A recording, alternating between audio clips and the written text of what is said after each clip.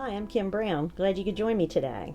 I just returned from a baby shower for twins, and it got me thinking about children and how children come here and they have to learn the language and they have to learn the customs of their families, and how sometimes as a child is trying to convey what they're experiencing or sensing or believing or fearing, that sometimes there can be some difficulties in the concepts and the language.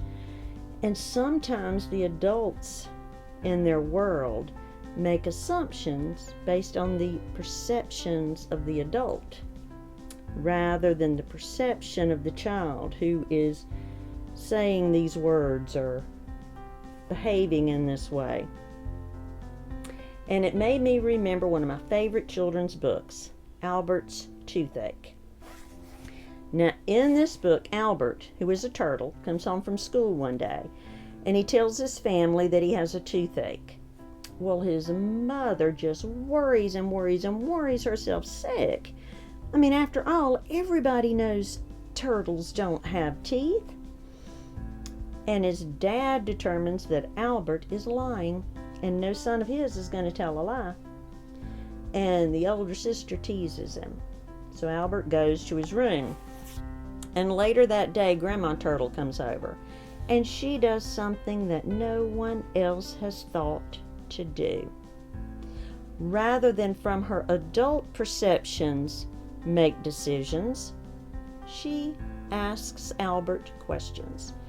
And she asks him, "Where do you have a toothache?" And Albert says, "On my toe."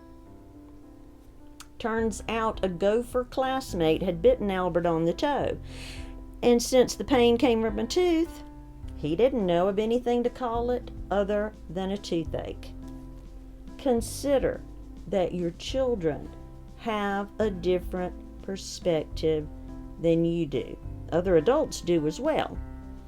But your children are learning, they're growing, they're trying to learn the language and the concepts and what they're supposed to do and not supposed to do and what this means that they've just seen.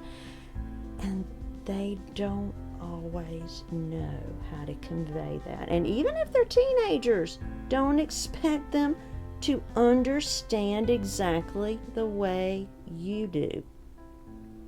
I was told that I started talking when I was 6 months old, and I could say, "Hey there," clear as day, anytime anyone would enter the room.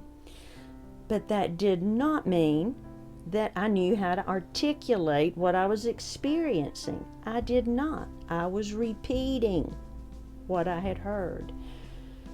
I could also spell elephant by the time I started first grade, but I was not a genius child, which everybody began to figure out when I entered second grade, and I was still having trouble spelling if.